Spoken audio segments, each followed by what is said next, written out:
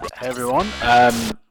All right, so in this podcast we spoke with Dr. Derek Wilcox, and we covered a lot of shit, didn't we? Yeah, so it was a great, I found like another great coaches chat, just talking shop about a lot of things. He's a very smart man.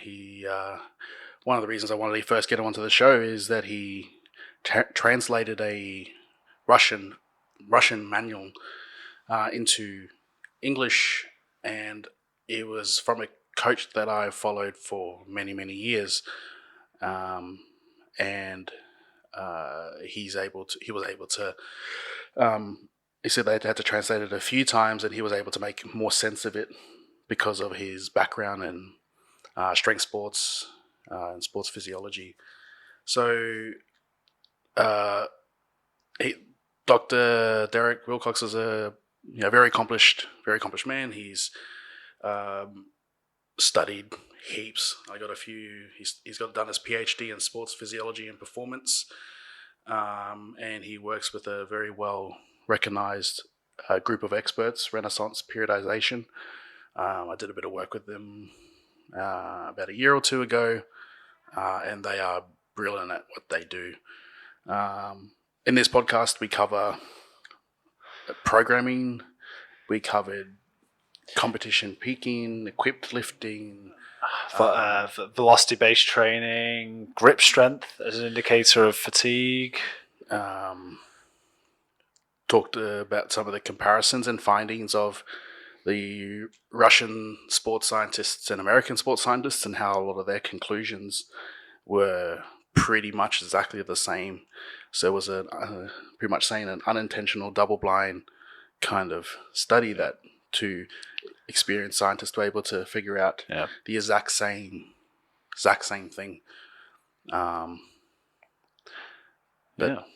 Fascinating stuff. It was a really good one. All right, enjoy, guys. Enjoy.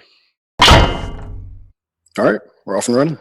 All right, so it's Dr. Derek Wilcox, right? Yes. So you're from Renaissance Periodization, and yes. What got you started with them? Or how did you start? Well, most folks have heard of Dr. Mike Israetel. Yes. He's really spearheaded a lot of our marketing and done really well with that. And I actually met him in 2007 while I was getting my undergrad at Appalachian State University. He was getting his master's there. And of course, we were very like-minded people, both into exercise science and competing. And he was much more on the bodybuilding side for sure than I was. And I was, really just starting to catch stride in powerlifting.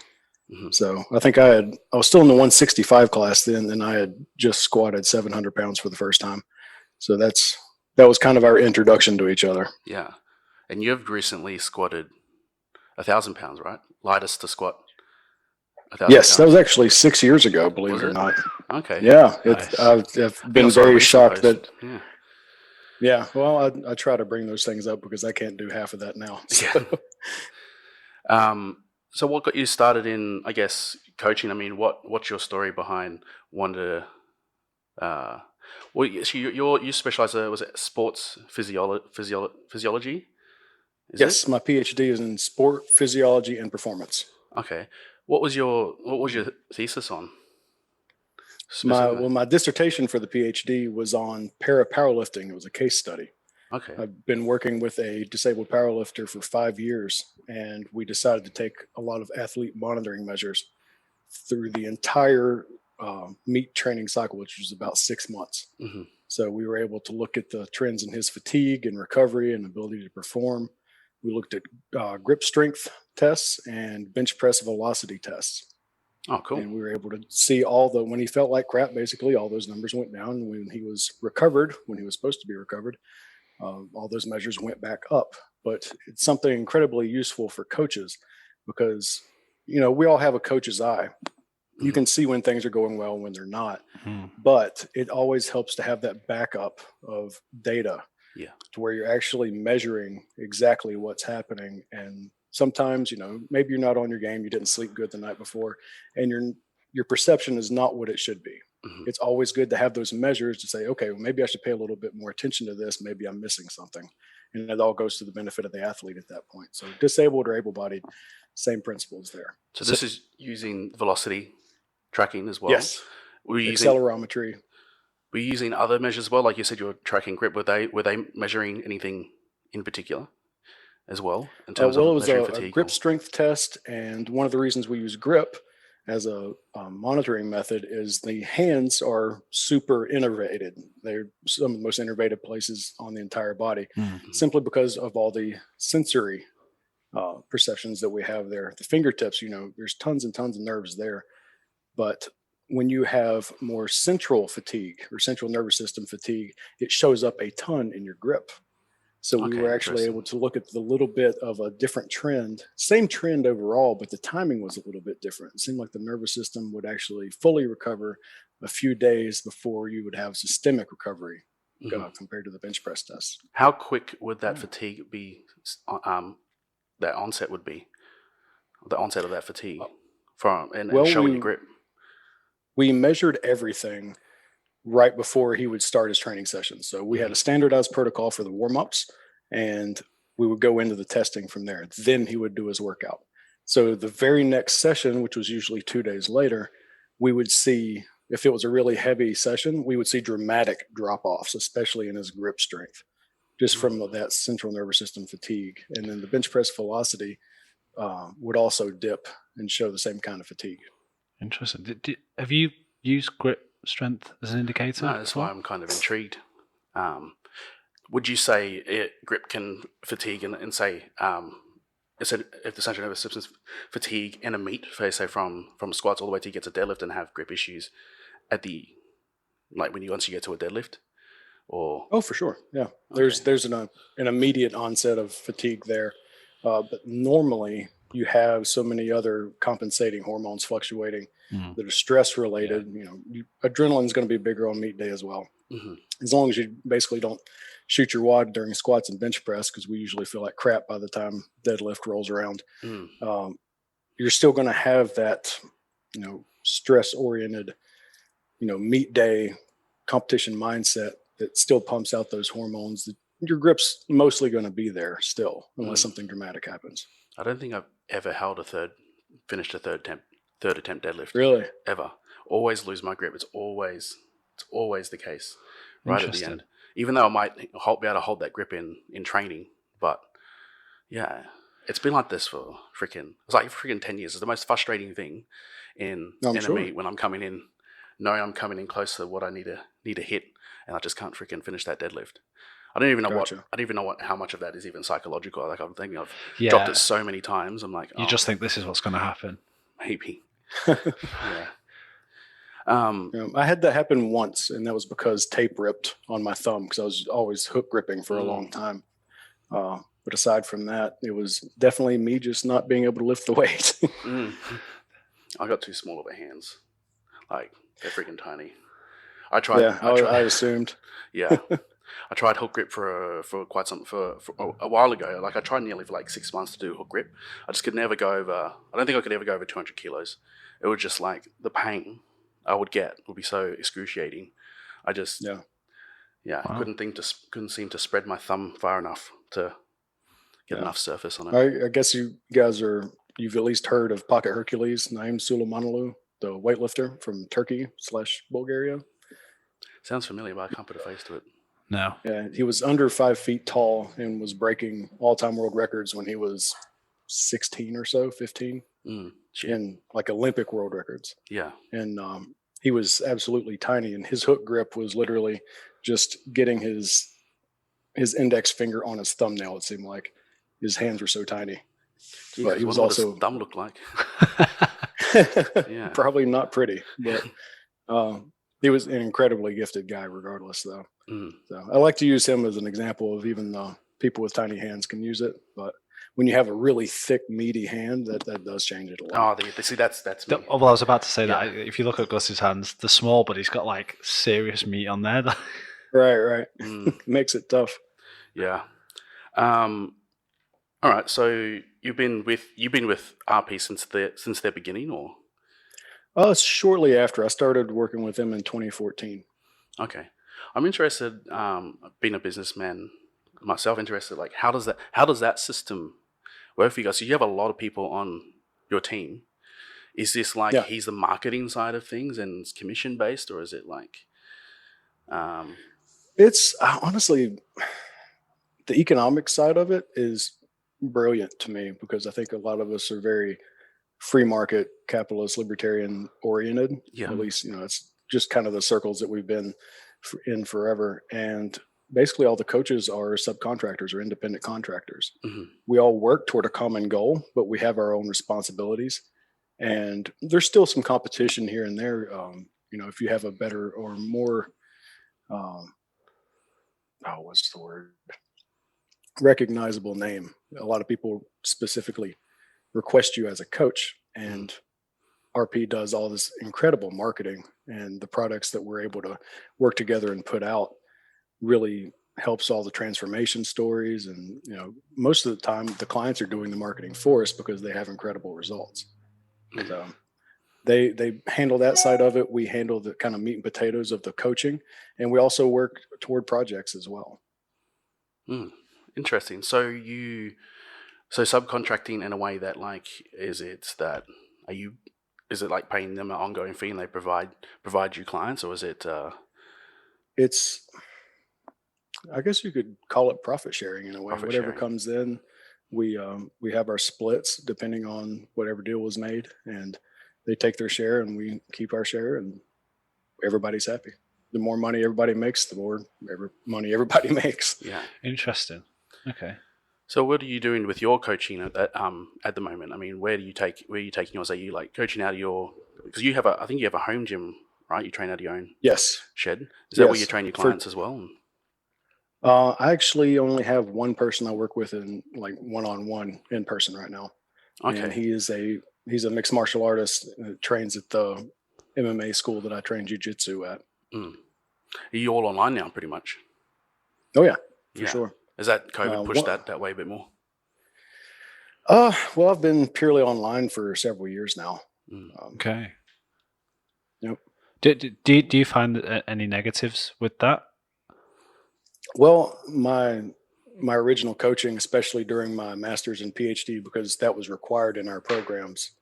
Day one, you're tossed into coaching, hmm and honestly, the reason I got into coaching was that one-on-one interaction with being able to um, really directly help people. And technique fixes, of course, are going to be a lot quicker one-on-one in person, but I'm able to do the same thing or at least close to it online. It just takes a few more sessions to get the same things accomplished.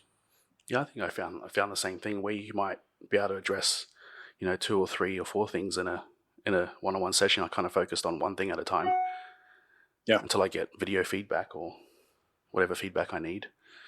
yeah, exactly. Still get the The same. Yeah. one of the pros for that though is a lot of times I'll send video breaking down what the client is doing and their technique, and then show them what they should be doing.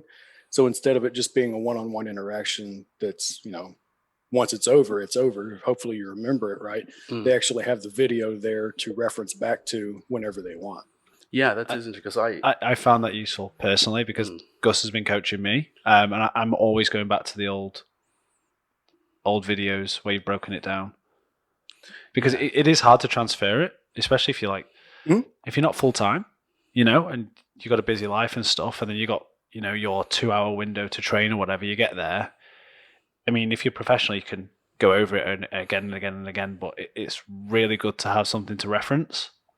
Do you find some of the things that might be a bit more frustrating, like things that require a little bit more hands-on when like solving a more difficult problem? Well, the big hurdles to me are doing the weightlifting movements and weightlifting derivatives, or Olympic lifting is Yeah, that would like be. everybody calls it now. Yeah. Everything's so technical with those. Yeah. You can't just write a little blurb down in an email and say, okay, fix this. You definitely have to make videos for those and break everything down. Mm, And that's a bit more tedious, but even in person, it's going to be more tedious as well. mm. So I think that's probably the more difficult part of doing the online coaching. I love doing it though, because I love breaking down everything on those videos and the intricacies and all the leverage points. And that's the nerdy stuff that I really get off on. Yeah.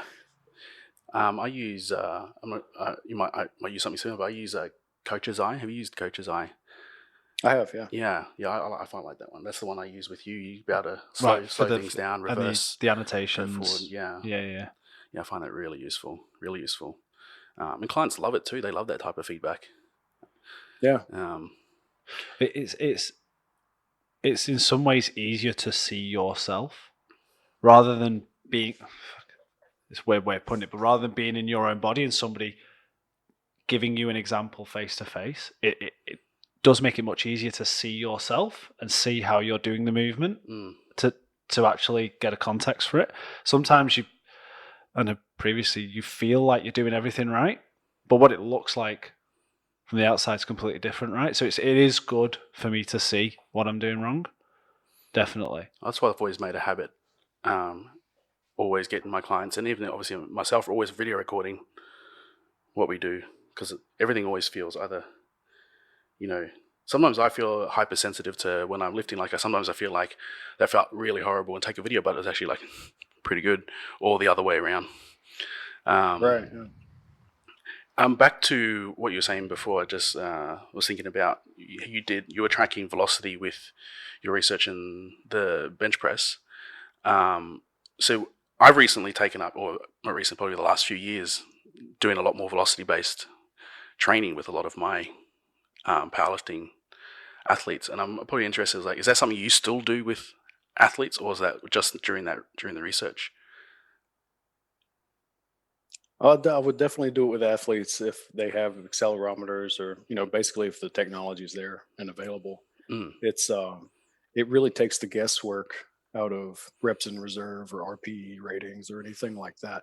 As long as you have an athlete that is consistently giving maximal effort or intent while they're lifting and lifting as fast as they can, technique always being the prerequisite there.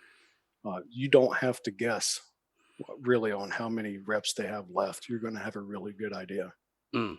So this is you're tracking if like their velocity loss in a set to see what kind of things they have left. Yeah, when you have a standardized test, especially the beginning of a set, that first rep is really going to give you an idea of what their potential is. They have a set percentage that they can move at 1.5 meters per second, which is really fast.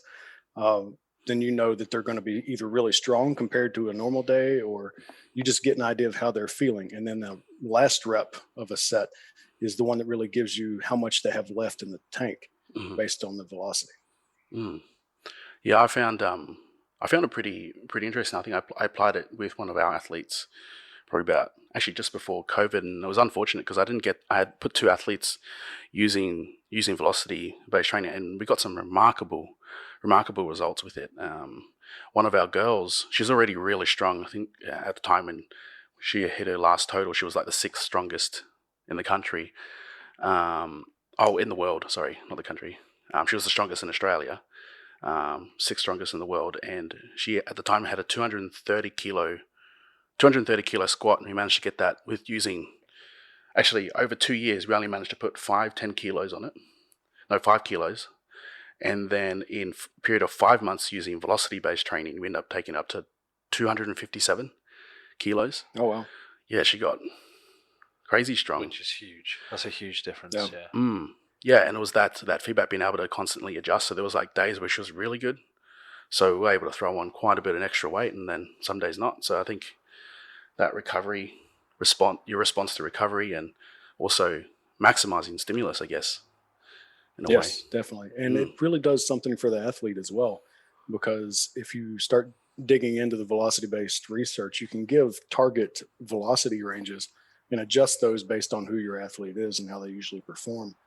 But if you give them a minimum velocity that they have to stay above, or they have to stop the set, you'll start seeing them pushing harder to make sure that they're moving the weight fast enough. And you have an increased intent, which means more neural drive to the muscles. The stronger the neural drive, the more apt they are to develop type 2 and type 2X muscle fibers, which is the more explosive ones.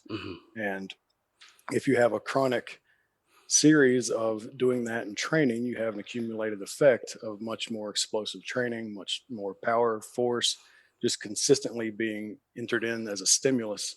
And the adaptations to that really start adding up, like you're talking about. Well, it's just Newton's laws, isn't it? All right, yeah. Mass acceleration. It's weird how it could all just be tracked back to science, right? It's like,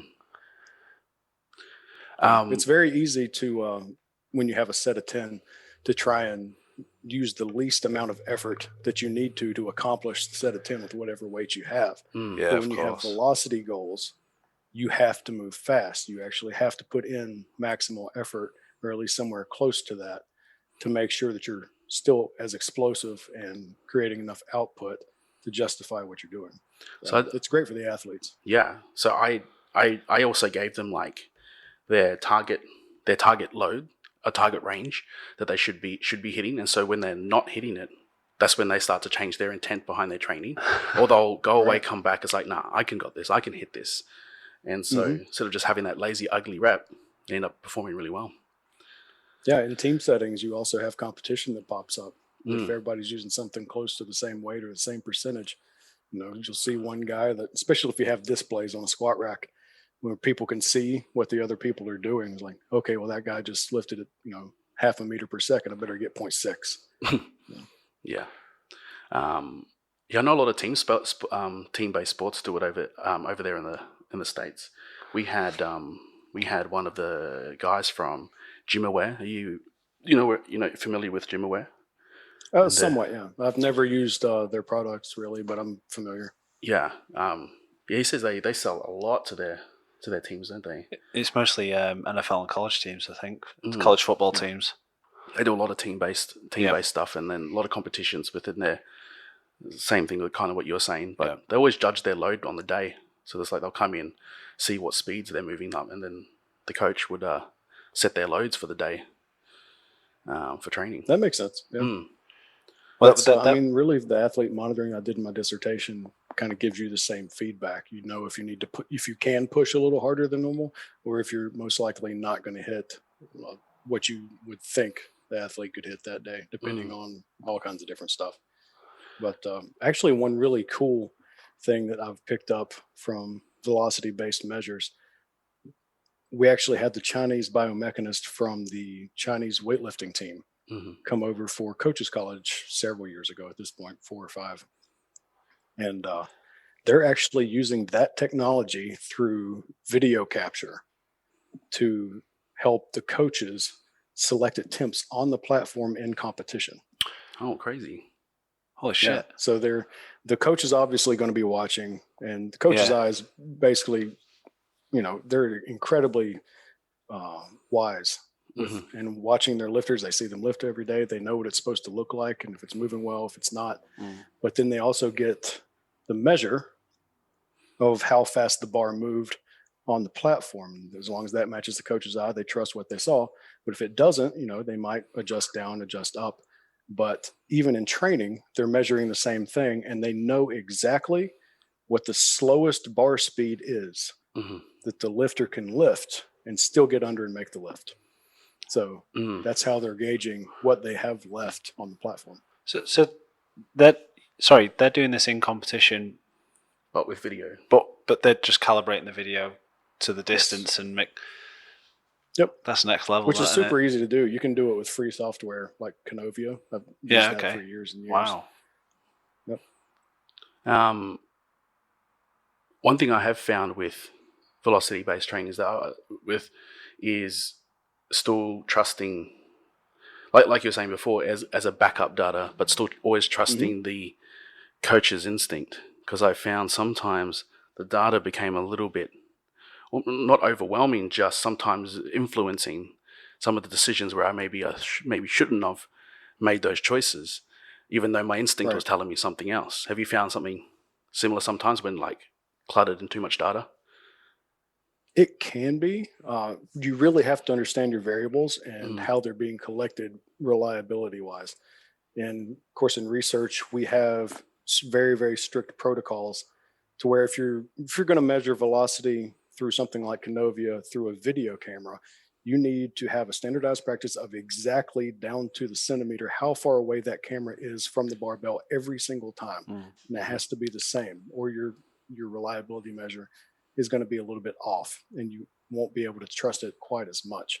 So a lot of times that's where sports scientist comes in. You really need to not just know how to get data, but know how to interpret it, and also know how to collect it reliably in those circumstances. Yeah, interesting. The device I use is the GymAware. They use a tether. Basically, they said it took out a lot of error. But you said you haven't used it before, but I found it pretty good. Yeah, I mean what are they called? It's not a potentiometer. Maybe it is. We've used those quite a bit, but not that specific brand. It's like a Tendo unit, right? Yeah, it's just a little box with a tether. Yeah, it's the same deal. Those have actually been really good and reliable, but one thing that you have to worry about is bar shift left and right, or up and down on different sides, especially if you have a lifter that favors one way or the other. Yeah, I did. I decided to put 2 on one bar, and definitely was different on one side than the other. Yeah. Yep. That's one of the nice things about the accelerometers that we can put on the bar, especially now with push, their 2.0 accelerometer. You can stick it right on the bar, actually really close to the middle, and you don't have to worry about that variance at all. Oh, interesting. Maybe you could put the tether in the middle. Yeah, that might be a little bit tricky. Yeah. Wrap around the neck, maybe. Yeah, maybe if somebody has a lip piercing, you can just hook it in there. So one thing I've always been a big fan of Russian methodology, or the way Boris Shako does his training. And I think when I first started powerlifting, that was kind of the main programs we were doing. It was still fairly new here in Australia when we were doing it, so there wasn't too much as there is with the amount of information there is about powerlifting there is today. And so we followed his stuff for about 3-4 years, with some awesome results, but then also some brutal injuries and crazy levels of fatigue, and definitely hard to balance his method. That's the reputation, isn't it? That you get the fatigue is insane. And then that's when I noticed that his book came out. I've been waiting for his book for forever, or to be translated, and noticed that your name was on it. So you would be quite familiar with his, I guess, practices. Would you say? Well, I definitely spent many, many, many hours going over the documents. It was translated in steps, and I actually took Russian in my undergrad, so that's why I was on that project. Mike Israetel, of course, is from Russia, so he speaks plenty of Russian himself. But we had to take it in stages, basically from one of Boris's understudies who spoke pretty good English for Russian, and he translated as best he could. Mike and I really tried to put it in terms to where our demographics in America and the English-speaking world could understand it, because you would come up with really strange translations, like if they were talking about a chest fly, they called it the cultivation of hands. Oh, nice. You'd have like really weird stuff like that, and I would have to go through and fix it and first figure out what the hell they were talking about.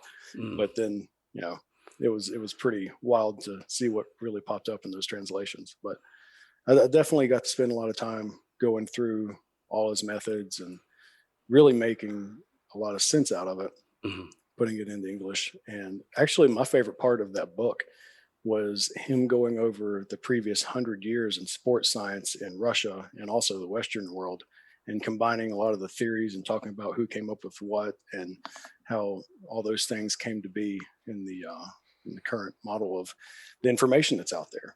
He even talked about my primary professor, Dr. Stone, coming up with the Western version of block periodization, essentially, while Yuri Verkhoshansky was also working in the Soviet Union doing the exact same thing.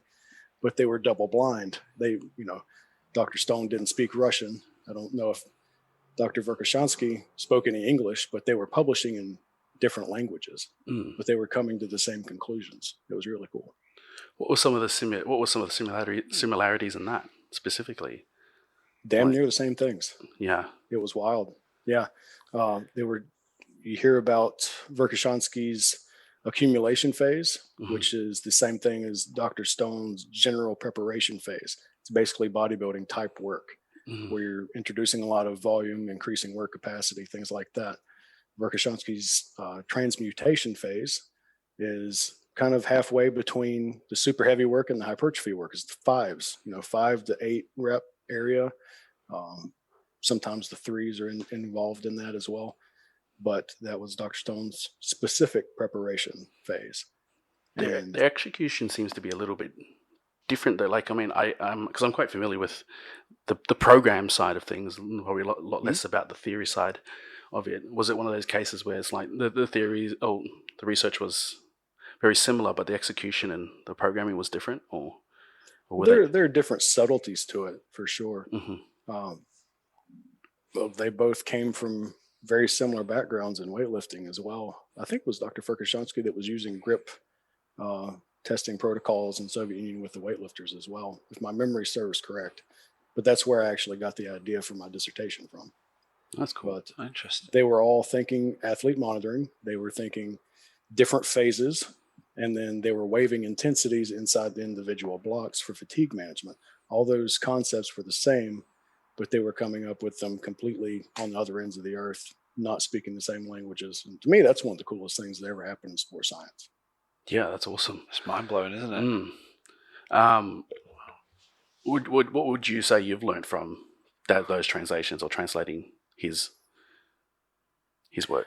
Well, the emphasis on practicing the specific techniques for competition, he does that so much.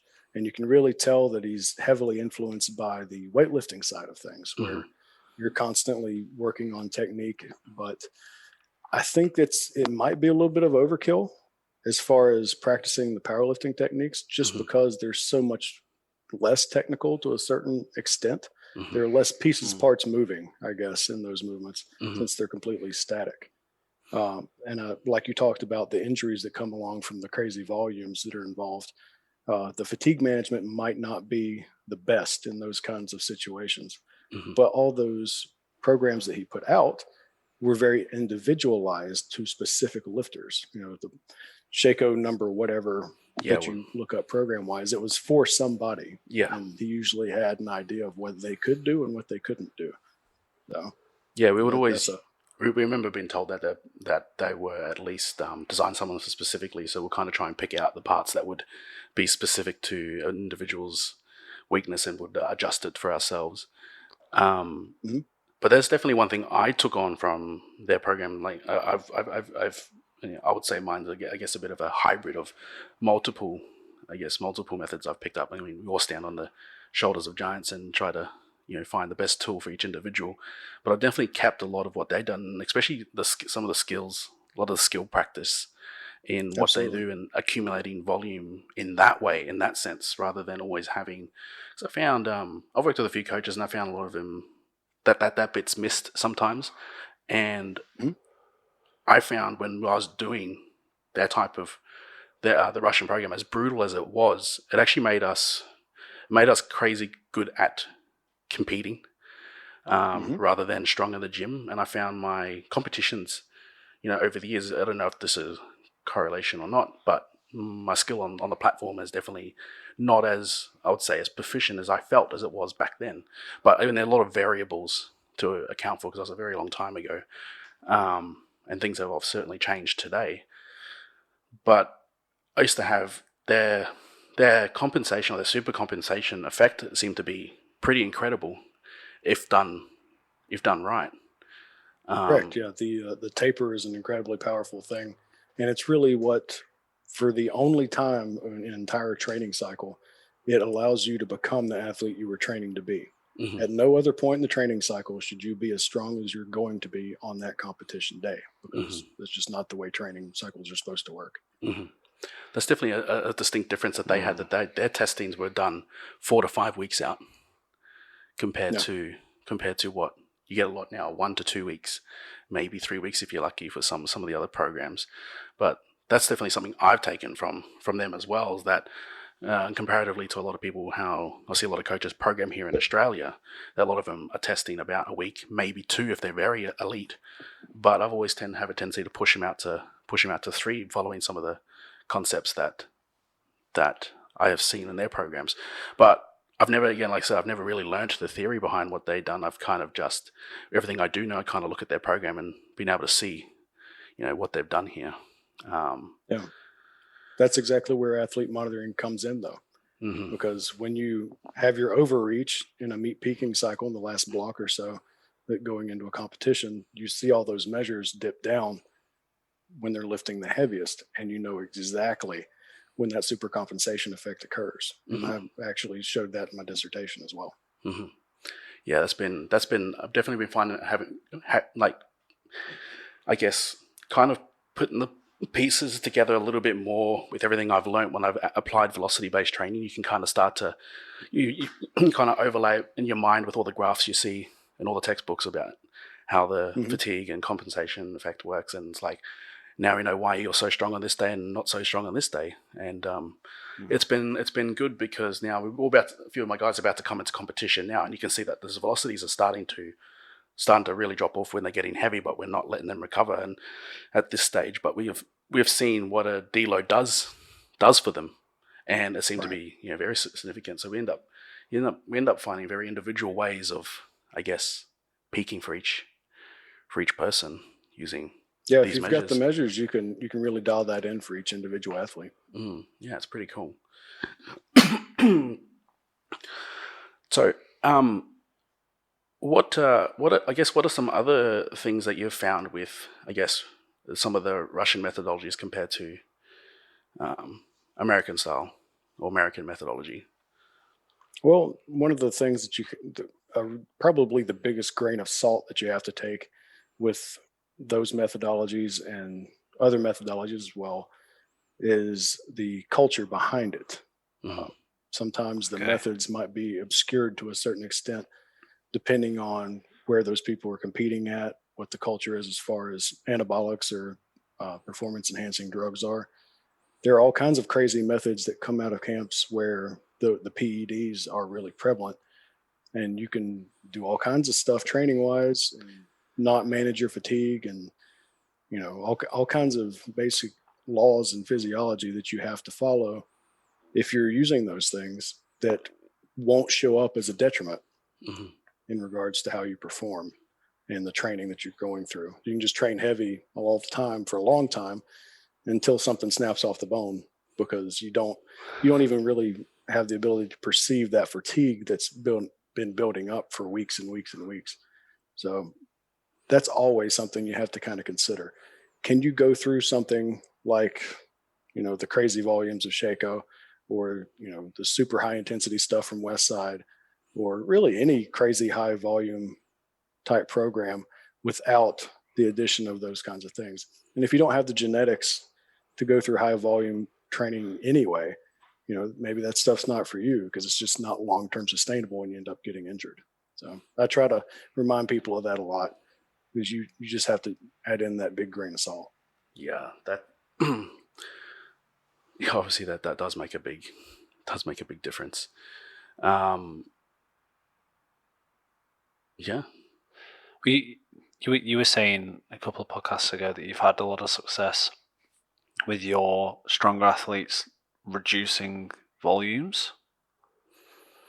Reduced volume. Yeah, actually, that's something I picked up with all the velocity based trainers. Like actually getting away with less work, because you're seeing progress, week to week or block to block, and realizing like we actually don't need to do as much, because these velocities are increasing session to session or block to block, and finding these like, well, we really don't need to increase volume too much more, because what we're doing right now keeps progressing and seems to be progressing faster.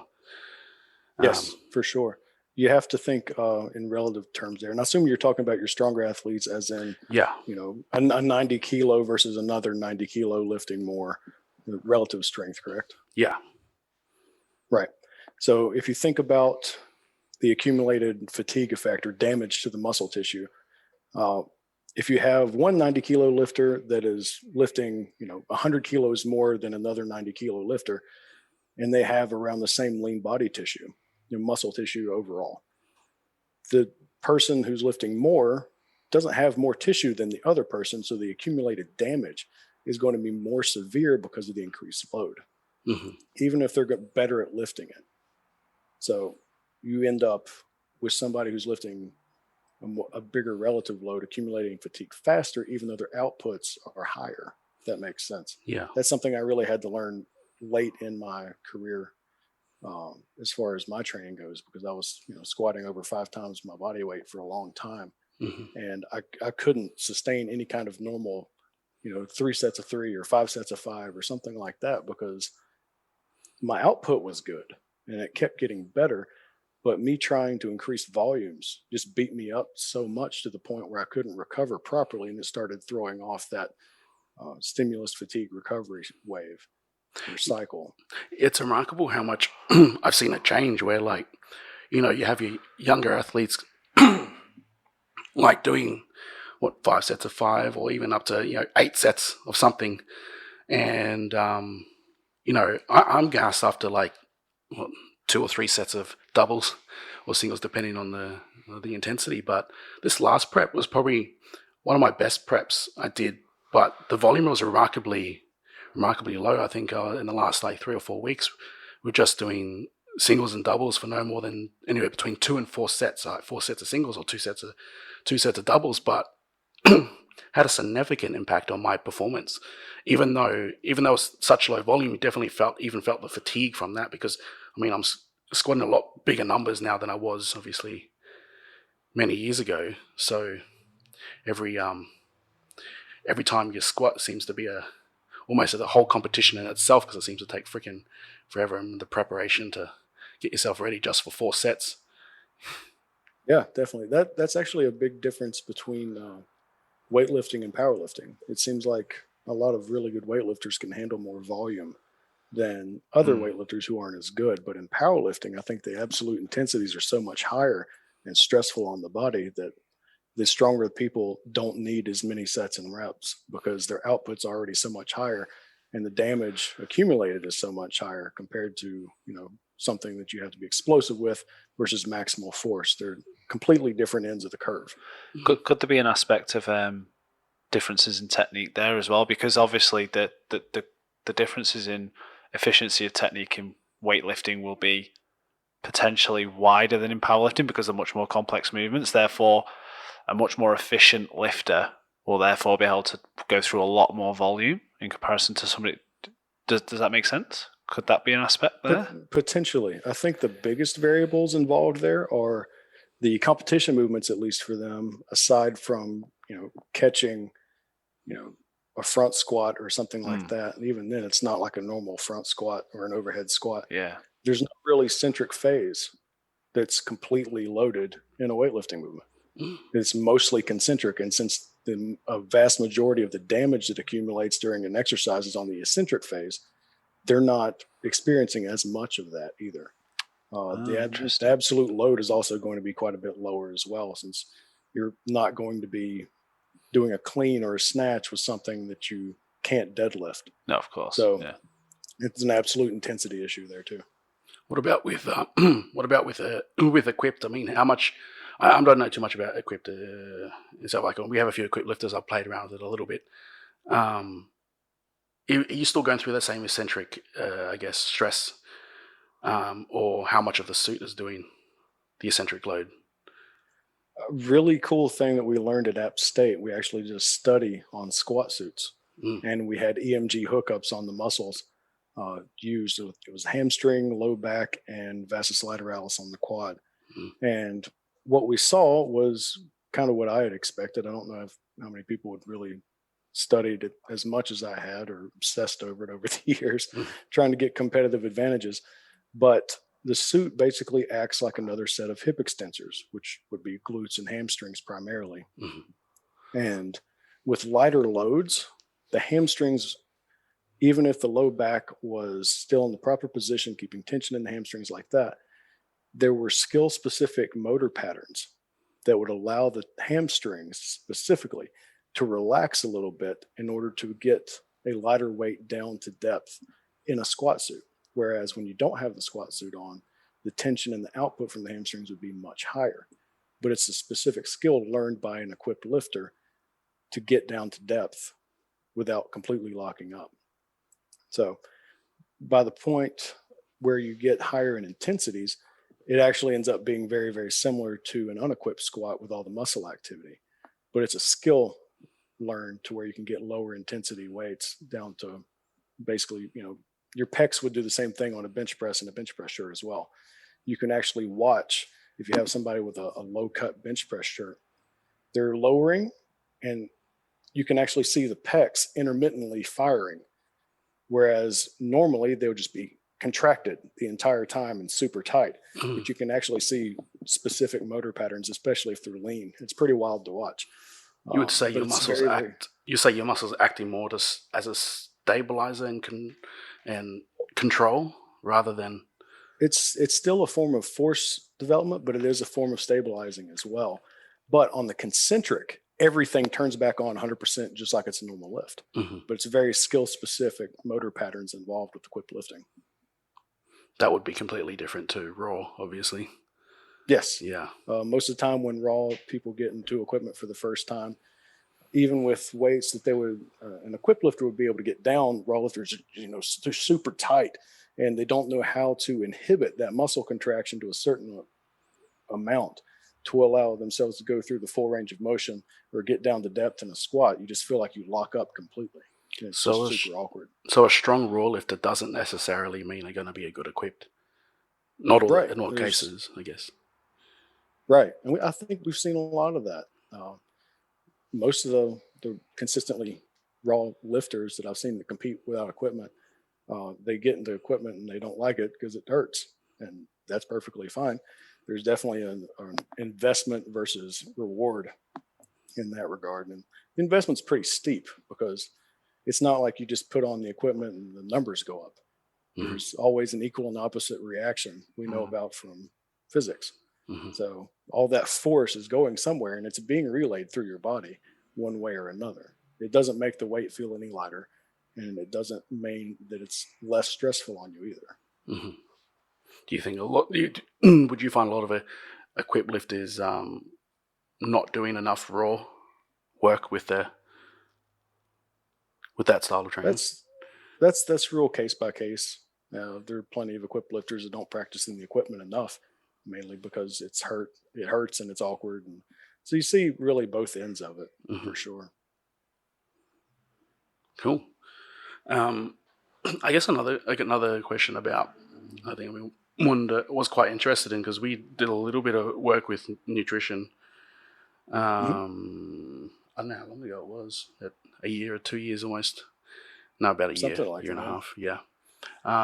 It's quite a unique approach to the way you guys break it into, I guess, instead of macros, more into categories that have their own kind of individual value, where like you had a carbohydrate, was it your what do you call it? So there's good would you call them good carbs, simple carbs? Healthy carbs. Yeah. Healthy carbs, moderate to high glycemic index carbs, and then training carbs, which are super sugary things like powdered Gatorade or Kool-Aid or, basically candy.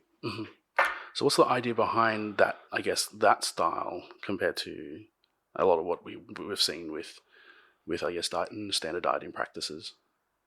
Well, it's interesting that you think that and it does come across this way to a lot of people as it's unique or something special. And to us, it's not unique or special at all. We're literally just going by the research that's available. And we're going by what's been consistently shown in research to work the best as far as performance in sport. And it feels like the norm to basically everybody on our coaching staff because we're always seeing it. But when you bring it out into the general population and in the grand fitness world of, crazy gimmick diets and all these crazy things you see on magazine covers, it does kind of stick out as being unique. But the biggest thing with that is, of course, we have protein spaced out evenly through the day, because if you don't have available amino acids in your digestive tract and bloodstream, then your body has to start finding it in other places, which is your lean muscle tissue. So you become catabolic in that regard. So we're always fueling in that way. But the carbohydrates are all there to manipulate insulin responses. Insulin is really the most powerful anabolic hormone and anti-catabolic hormone in the body. So not only does it help support muscle growth, it actually fights off muscle damage. I mean, that's pretty much a damn miracle. I mean, you can't get that anywhere else. But what we're doing with the healthy carbs on the lower end of the glycemic index, or lower glycemic load spectrum of carbohydrates, is we're trying to get carbohydrates into the body to allow recovery and lots of other great functions that carbs do, but we're not stimulating an insulin response very much at all in those times. When we're training, when we're having those really sugary and fun to eat kind of foods, like I use Skittles all the time, or gummy bears or something like that. Yeah, we've been big on the Skittles. Skittles, Skittles are the best. I like to drink a lot of water while I'm having the Skittles, because it feels like it just turns it into multi-flavored Kool-Aid or something. But what that's doing is that it's eliciting a larger insulin response to give you all those incredible benefits of high insulin levels when you have all those carbohydrates in your bloodstream. Mm-hmm. So you're getting all the big benefits of insulin, and away from that training time, we're basically priming you to become sensitive again to taking those higher glycemic index carbs to get that response, make the most of your performance, and recover as quickly as possible. Yeah, there's an Olympic rower in the UK who's really famous, Steve Redgrave. He won fuckloads of gold medals. Anyway, he became diabetic, type 2 diabetic, because he was basically manipulating that system, but he did it over and over and over and over again, and just pretty much screwed himself over. So he never tapered it, so he never increase the sensitivity outside of training time. So he was just, and obviously rowers go through massively intensive bouts of aerobic exercise, and then he was just smashing the sugar and the tins of tuna afterwards to kind of bolster the recovery. And after about 4 or 5 years, he was just wrecked. His insulin sensitivity was all over the place, and it took him years and years and years to recover. But he became type 2 diabetic, and wow. I mean, he won gold medals. But yeah, that's wild. I wonder if he didn't have some kind of underlying genetic issue there. Probably, as well, that might predispose him to that kind of deficit as far as his pancreas goes. But it can definitely happen. I mean, if you just eat super sugary things all the time, the insulin response just goes less and less and less and less until there's no real benefit to it anymore. But when you expect someone at that intensity of training be capable of handling a lot more sugar and have better insulin sensitivity with that amount of output? Because I've worked with a few endurance athletes who have to have quite a freaking fair bit of carbs just to keep. Right. That's why I wondered about a genetic predisposition for it, because it does seem kind of wild for that to happen to a high endurance athlete or high level endurance athlete. Yeah. But seriously, elite. Yeah. One of the best ever. So it's hard to argue it. Yeah. I guess another thing I'd like to pick your brain about is, programming specific. Programming is always a popular Everyone wants to know about programming. Yeah. I'm always interested to know people's, approach to like the final phase, come into a competition, like the accumulated fatigue, supercompensation, the testing, the peaking, the deload. What are some of your, approaches that you take with programming athletes for powerlifting meet? Well, I talked about the overreach a little while ago going into competition, and that was usually done the third and second week out from the competition. Really the week of the competition is very, very light. I think I might have somebody hit an opener on a squat or a bench press once early in the week, and then the rest of the time the intensity and the volume just tapers down a lot, just to make sure the recovery is there. We're able to refine that really well with all the athlete monitoring measures that we've done over the years. And the weeks before that, ideally, would be using something called eccentric accentuated loading, or something like weight releasers. I guess you guys have seen those before. Yeah, I've seen them. I've heard a lot about it. I've actually never used them. Yeah, well, they're kind of a pain in the butt because you hook them onto the bar and you go down, and then if the bar is tilted at all, one comes off at one time and the other one comes off later. Or sometimes you have terrible instances where one kicks off and you start back up, but the other one didn't kick off and just and the bar tips. But you can, I actually did that same thing manually with my athlete in my dissertation case study, to where we were doing 100, 105, 110% of his bench press 1 rep max for doubles, where he would lower it himself as controlled as possible, pause on the chest, and I would help lift and estimate the velocity to be like a 90% lift. So it never really stalled, and he wasn't grinding, so he wasn't accumulating fatigue from fighting the super heavy weight on the way up, but he was getting the super maximal effect, lowering the weight on that eccentric phase that would overload the neural drive, as well as create a stronger tension in the musculature and the muscle fibers, which is one of the biggest stimulators for muscle adaptations in training. So you'd be using this to increase the neuromuscular fatigue coming into a competition? Not necessarily to increase the fatigue specifically, that is a byproduct of it, but just for the actual stimulus of load. They're a little bit different, but they end up being right there together. I'm trying to get his nervous system to really send signals harder than it ever has, which puts more stress and tension in the muscle, does all kinds of things for signaling hypertrophy and all kinds of different type 2 muscle fiber adaptations that you really get from an overload like that. So there's no other way to get that specific load. So what phase of the training are we doing? Are you doing this coming into the final weeks? The peaking block I use for most people is about 4 weeks long. The introduction week is going usually around 80, maybe 85% of your 1 rep max on a few different lifts, practicing form, making sure the technique's good, and really just allowing recovery from the previous week, which is usually really hard.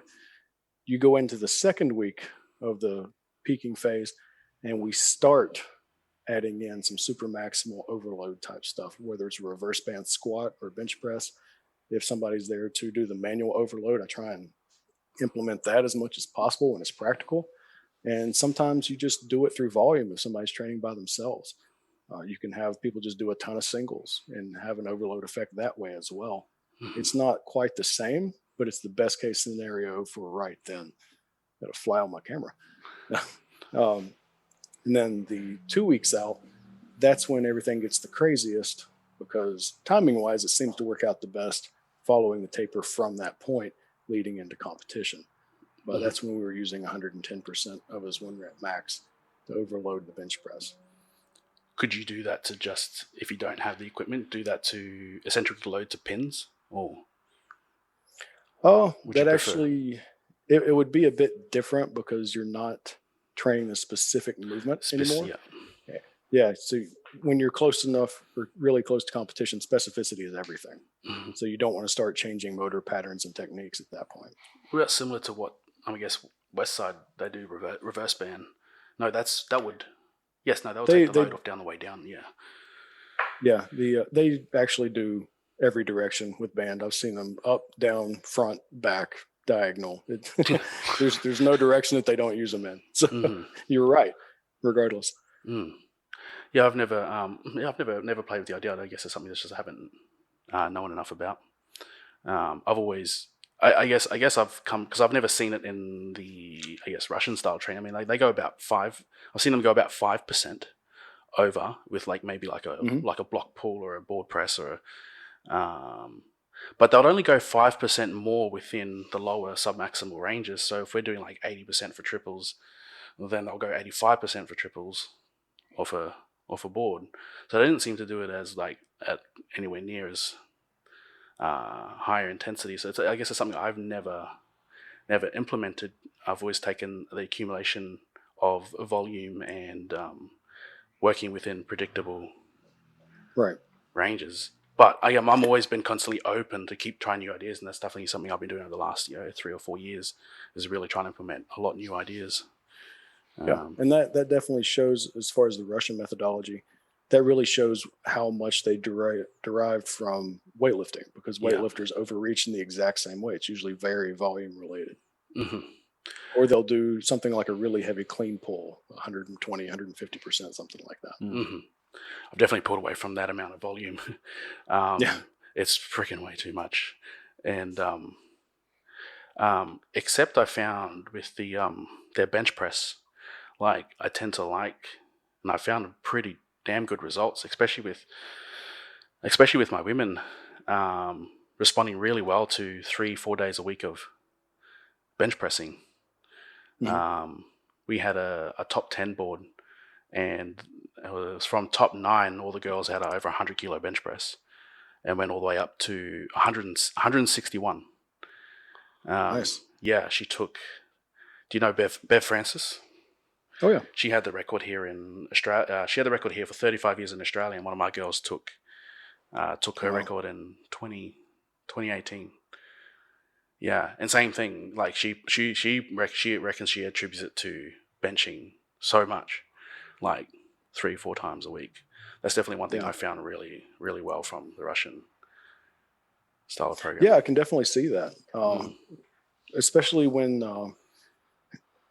from what I've seen in the research, there's tons and tons and tons of studies that separate male and female in different training studies, and they derive all the differences based on gender. But if you actually look at the statistics and everything that's collected, it has much, much more to do with lean body mass and strength level. If you eliminate gender from the discussion entirely and you just look at those variables, everything becomes very linearly related. More lean body tissue that you have, lean body mass, the stronger you usually are up to a certain point. One threshold we found for that is around a double body weight squat. Up to that point, if you just train for hypertrophy, that's generally going to give you more explosiveness, more absolute strength, better endurance, all kinds of things just like that. But once you pass that point, you're able to move your body at a much higher rate of force than a lot of other people. Your ability to jump gets a lot better. But you can start doing specific training, more power oriented, plyometrics, and things like that. And it actually starts having a different effect because of the amount of force you're able to produce. So if you look at female bench pressers, which is a really good example of that, relative to body weight, especially when you consider the total amount of muscle that they have, normally females have smaller upper bodies. But if you equalize that with males who have the same size upper bodies, then you actually see a lot of the same trends. And weaker people in those general groups benefit from a lot more volume in general. And that's usually why you see those recommendations for women, especially, that they can handle much higher training loads. But men who are the same strength and size can also handle the same training loads as well. Yeah, I've definitely found the same. Like my strong girls, especially the one that benched 160. I train her like a dude. Like she had only as my strong ones. Like nowhere near as much volume as she would originally started with. And probably only doing as much volume as probably not much more than I guess what I would be doing, and still make significant, very significant progress. But yeah, I found that quite interesting. They kind of, and as they get stronger, you find I found the same thing. Yeah, it's pretty wild. So back to I guess probably want to still pick your brain a little bit more about those final stages. So would you of a competition, are you finding different? Do you find different abilities to, I guess, peak, recover, and test with the male and female, or just the differences between very elite and not so much in terms of when those are timed, or are you still individualized based off those markers you're measuring? It's definitely the weaker the athlete, the less time they need to taper going into competition because they just don't accumulate as much damage doing the same relative intensities as somebody that's a lot stronger. Gender or sex doesn't matter either way. More neurological or muscular measures? You say neurologically or muscular? Because with those individuals, I found like I would, with some very strong athletes, I would reduce the intensity earlier but keep the volume. I found keeping the volume helped, but if I pushed the intensity too close to competition without dropping the volume, if the volume was the same but the intensity was closer to the meet, I found they performed worse.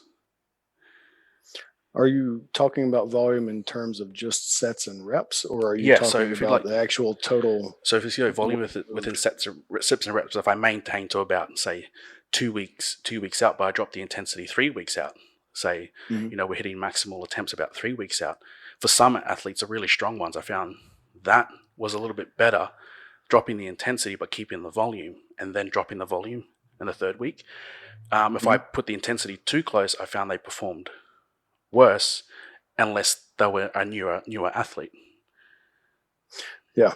Well, you can definitely see that in stronger athletes in general. You can peak them farther out from competition because of that accumulated damage effect that we were talking about earlier. Them lifting the same relative intensity versus an intermediate or a beginner is going to have a completely different recovery curve as far as them getting back to baseline and then hopefully that super compensation effect. But if you look at the research from Inigo Mojica, I think that's his correct first name, and Isseriner as well, they both did research on tapering into competition throughout all kinds of different sports. A lot of it had to do with swimming, but they found very similar things. The more advanced people, you could have a much longer taper and have them recover and perform well versus a beginner who didn't need as much downtime between the peak intensities leading up to competition.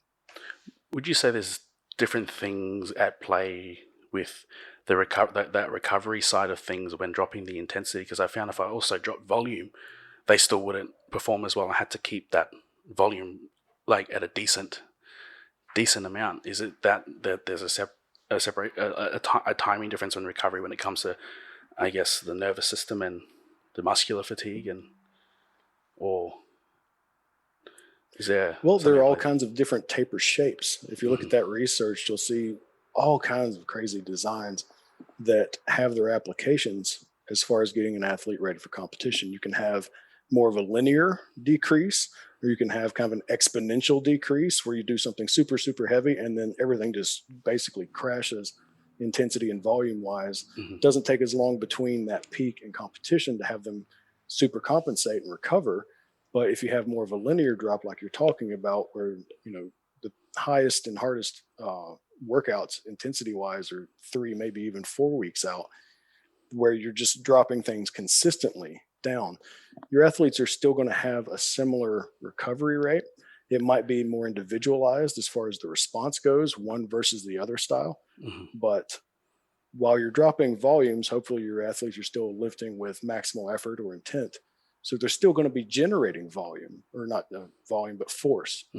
So that's really the key. It's as long as they're still generating that maximum amount of force, you're still going to be giving a good stimulus while they're able to recover going into competition. And that's really the important part. That's interesting. I'm definitely going to look at that a lot more, because I always wanted to see, because I'm still I've probably tried about 5 or 6 athletes now that's using velocity, and I'm more of my advanced ones, and trying to see that compensation effect and see how that would differ for each individual. But it'll be interesting to see that more in action with those numbers and try and get them to hit some more maximal velocities at closer to comp without having to go crazy heavy all the time, maybe. Right, yeah. And the lighter the load, the less stressful the eccentric part will be in all your exercises. So you can still, really explode with the lifts and have high velocities, but your accumulated fatigue won't be as bad. Your chance of injury should go down. It's a pretty conservative way to do it, but it should still be able to work. It's just another way to skin the same cat. Yeah. What about older population? Older population? Yeah. It's still very related to muscle mass, total muscle mass. One interesting thing with older populations, I don't know if you guys have the phrase "old man strength" Yeah. over there. Yeah. One really wild adaptation that happens over time when you get in your mid 30s, early 40s, around that time, most of the time, especially people that have exercised quite a bit, your connective tissue actually matures to a certain degree where it becomes stiffer. There's less fluid that's in it and less, what would it be, collagen in there, I guess, that's a little bit softer. Mm-hmm. And the force transfer, even if your muscle doesn't change and it's still just as strong and large, the force transfer is much more efficient when it goes through muscle contracting, connective tissue to the joint, because it's almost like pulling something with a strong rubber band versus pulling it with a chain. Mm-hmm.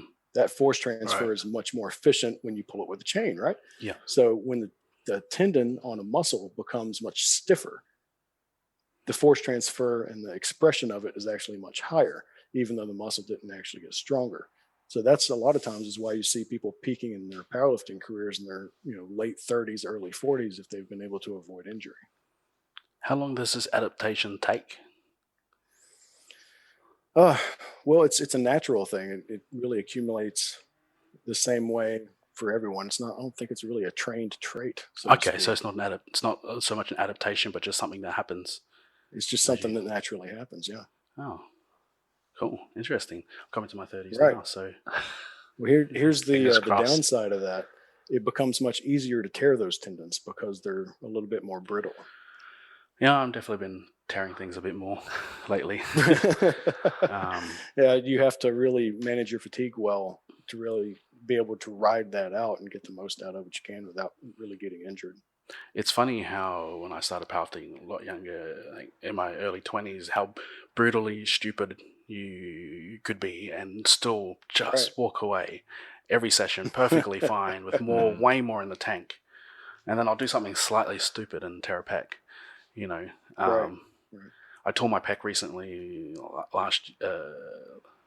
late last year, like a 40 millimeter long pec tear, 40 millimeter deep, and a bicep tendon tear. And I've done it. I did it again, like the other side this time, about 3 weeks ago, but nowhere near as bad. And it's funny because since last year, I've never torn a muscle. I've fucked up joints, but I've never torn a muscle. And now that seems to be something that's just occurring a little bit more frequently now. Right. That might be part of it. It's possible. Maybe, yeah. Definitely some things I could be doing better. You definitely know. Just you could start monitoring yourself, doing the same type measures I was talking about in my dissertation. That lets you know if you're in a fatigued state, your numbers are going to dip, and you think, okay, well, maybe I should back off a little bit today and make sure I'm able to recover and get back to a better state to where I can perform in training. I've been using velocity. I'm actually interested to have a look at that grip. Look at some of the monitoring grip. Yeah. For that face, I might have a look more into it. I'll definitely have a lot more look into that. Yeah. So I was actually kind of sad because I had to retire from powerlifting at age 31. I won't be able to use that old man strength in my powerlifting career. What happened? I've just got a genetic joint disorder, dysplasia, where my joints, instead of being a normal ball and socket that's restrictive of movement, my socket is actually very open. Yep. So like my femur does this inside my hip joint. Oh, good. Because it's very unstable. In my shoulders, I had 7 shoulder dislocations when I was in high school. Wow. My right hip came out twice. And Jesus. It was one of those things that I had to deal with and really adjust my training for to work around and continue to progress. And by the time I was, in my last competitions, I think I had 5 cortisone shots in both my hips in the last few years of it. Shit. So I tried to get ready for the WPO World Finals just a couple years ago, and I wanted to do it without the shots, and it was feeling okay until I got my squats back up into the 700s before I started adding equipment to the training cycle. Just a belt and wraps, I was going over 700 again, and the next day I couldn't hardly walk. I looked like a 90-year-old man, and my joints just felt like they were crushed up gravel. Yeah. And I said, I've been numbing myself from those effects, and I couldn't feel it, and I didn't know how much of it really accumulated. Mm-hmm. And it was one of those things where if I keep doing this and I keep taking the cortisone shots, I'm basically going to cripple myself, and I won't be able to coach effectively and, play with kids and bend over and pick things up off the ground very well. So it was a quality of life decision. Yeah, I've definitely met quite a few people who have come to that path, and they say the exact same thing. It's like, do I want to be able to play with my kids? Do I? Right. Just small things like that, because it gets taken. You do put on. You do make yourself pretty numb to the pain. I remember some of the stuff I definitely put myself through. I feel like I'm a lot smarter now. Back off pretty quick, and if I need to. And I always say there's always more time. There's always more time. Right. Yeah. That you really have to find the approach that's long-term sustainable. I use that phrase all the time, and I'm sure people get sick of hearing it. But that really is the key to reaching your goals. And when I really fell into that, it became much less about being in love and excited for lifting a certain number. It was falling in love with the actual process of training and the lifestyle of it. Mm-hmm. And once you let go of kind of the ego lifting and you fall in love with the process, the progress that you can make and the gains that you make, they start coming much more consistently. You don't have the big setbacks from injuries because, you're able to manage fatigue and things like that. You really pick your spots. Mm-hmm. And you don't push yourself over the edge quite as much, or at least it reduces the chance of it. And you'd be surprised how fast you accumulate increases in your lifts when you do that. I really had to step back. My goal was to try and break a world record by the time I was 30. I set that when I was 18 or so. Mm-hmm. And I was able to kind of fall in love with the process more than anything. And I didn't really overreach very much in my training. I just stayed consistent, avoided injury, and my joint issues were a big part of that. I had to learn how to do that properly, or I just couldn't train. Mm-hmm. And I ended up breaking a world record at 24, which was ridiculous. It shouldn't have happened that soon. But when you train hard, you train consistently, and you avoid injury, things really go a lot quicker than you think they would as far as progress. Yeah, that is 100%. And all of myself included, and all my athletes have just, you can tell that attitude switch going from that eager to still eager, just patient and happy with the small wins that they might get every now and then, and right, and just going through it and not so you're in a terrific place with your experiences and like the muscle tears that you've had, and what probably led to those things with fatigue onset and mm-hmm. not recovering, pushing a little harder. Maybe your ego got the better of you one day and mm-hmm. you went a little too heavy. We're all guilty of it. I was lucky I got away with it probably too many times, and that was fair. Mm-hmm. But you're able to share that wisdom with your athletes now. And to me, that's the best thing about being a coach. You get to help people avoid the mistakes that you made and put them on a better path. Injuries definitely has made me a much better coach. There was a period probably about 4 or 5 years ago where I got injured and I was kind of out of action for like 3 years. And it was one of those things where you just kept numbing yourself to the pain. And a lot of this was actually after doing so much of the Russian style training. I pretty much hurt every joint I can think. Like I had to the point where I couldn't actually physically walk upstairs because of the amount of knee pain I would have. I remember walking upstairs and just collapsing, because I couldn't. And then I'd still stupidly enough go and squat, the next day if I needed to, because the program said, and I only cared about winning and all those things. And turned out I had cracks in both my patellas. And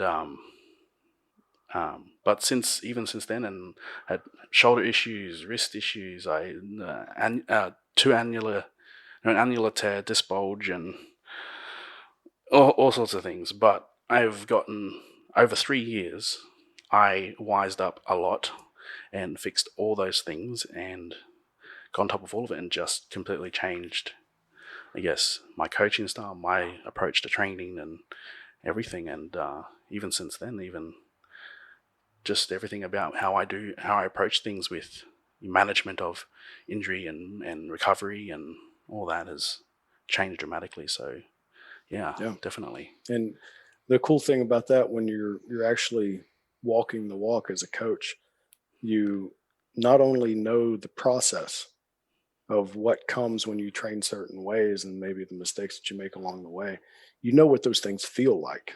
Mm-hmm. So you can talk to your athletes and say, are you feeling this? Are you feeling that? Is it tight here? Is it, you know, all these different sensations that they're most likely feeling going through the same things that you went through. Mm-hmm. And that's invaluable as far as, you know, being a good coach when you really understand that experience. And if you can pinpoint and actually call out something that your athlete is feeling when they haven't talked about it, but you see it and you know what it is, Mm-hmm. then I think that does more for athlete and coach trust than anything. Yeah, for sure. 100%. Well, I think that covers a lot of things we wanted to discuss. Is decent session there. What have we got? An hour and 25 minutes nearly recorded. Decent podcast. Well, we can keep going for another few hours if you guys want. There's always more, right? You got some topics you want to talk about? Oh, I'm serving you guys and your listeners right now, so I'm all for it. Maybe if we get together again in the future, your listeners can tell us what they want to hear. Yeah, for sure. That's a great idea, actually. Yeah, that is. Yeah. Well, thank you so much for putting time aside to come on our show, and I hope we can talk again sometime. It's always good to talk to another coach in strength sports, to bounce ideas off and learn off and grow. Absolutely. It's my pleasure, guys. I really enjoyed it. Awesome. Thank you. Thank you.